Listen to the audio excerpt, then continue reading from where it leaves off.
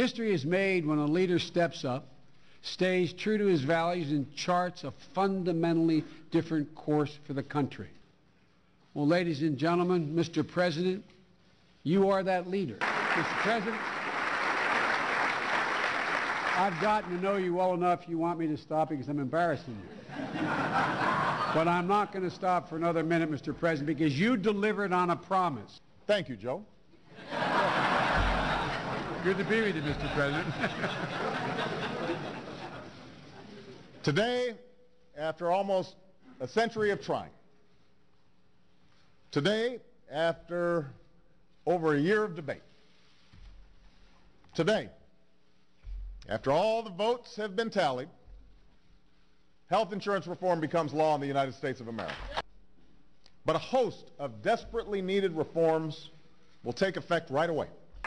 This year, we'll start offering tax credits to about 4 million small businessmen and women to help them cover the cost of insurance for their employees. This year, tens of thousands of uninsured Americans with pre-existing conditions, the parents of children who have a pre-existing condition, will finally be able to purchase the coverage they need. That happens this year. This year, insurance companies will no longer be able to drop people's coverage when they get sick. They won't be able to place lifetime limits or restrictive annual limits on the amount of care they can receive. This year, all new insurance plans will be required to offer free preventive care, and this year, young adults will be able to stay on their parents' policies until they are 26 years old. And this year, seniors who fall in the coverage gap known as the donut hole will start getting some help. They'll receive $250 to help pay for prescriptions, and that will, over time, fill in the donut hole. And I want seniors to know, despite what some have said, these reforms will not cut your guaranteed benefits.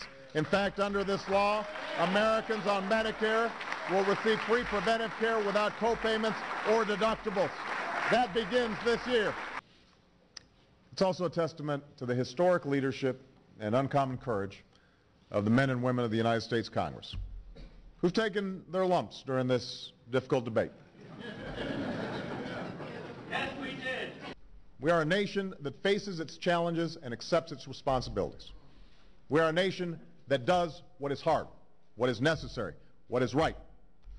Here in this country, we shape our own destiny. That is what we do. That is who we are. That is what makes us the United States of America.